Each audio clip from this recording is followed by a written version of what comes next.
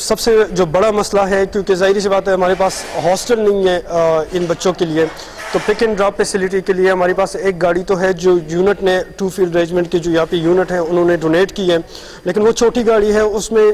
ہم اتنے بچے اکوموڈیٹ نہیں کر سکتے. تو ایک تو سی ایم سے ہمارا یہ مطالبہ تھا، سی ایم کے پی کے محمود خان صاحب سے، کہ ایک ہائیسٹ جو ہے وہ پرووائڈ کرے اس ادارے کو. دوسرا سیکنڈ یہ تھا کہ جتنا بھی سٹاف یہاں پہ ہے اور جو ورکنگ میں ہے، مزید بھی سٹاف کی ضرورت ہے ہمیں، تو یہ جو سٹاف ہے ان کو as a government employee declare کیا جائے، تاکہ جو لوکل ڈونیشنز ہیں اس پہ یہ ادارے چل نہیں سکتے. تو ہماری یہ گزارش ہے کہ ہمیں مزید بھی سٹاف کی ضرورت ہے، اور جو سٹاف آلریڈی یہاں پہ ورکنگ میں ہے ان کو as a government employee consider کیا جائے، تاکہ گورنمنٹ سے ان کو سیلریز ملے اور یہ ادارہ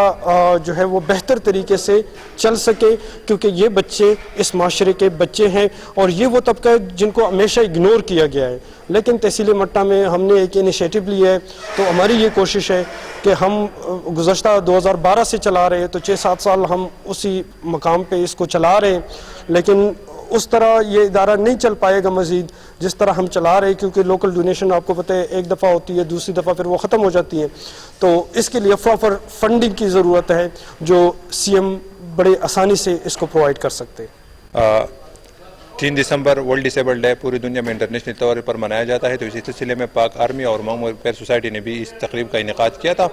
اس کا تقریب کا مقصد یہ ہے کہ جتنے بھی ہمارے معذور افراد کے مسائل ہے اس کو اجاگر کیا جائے، اور اس کو کیسے حل کرنا ہے اس پہ قابو پا لیا جائے. تو یہ مسئلے ہے، آپ سب لوگوں نے سنے پروگرام میں جب ہم نے ڈسکس کیے، تو ہم حکومت وقت سے یہ اپیل کرتے ہیں کہ تحصیل مٹہ میں کوئی بھی اسپیشل ایجوکیشن کا کوئی ادارہ نہیں ہے، معذور افراد کے لیے کوئی ادارہ نہیں ہے. جو بھی ہمارا ادارہ ہے، ہم وزیر اعلیٰ خیبر پختونخوا محمود خان سے اپیل کرتے ہیں کہ آپ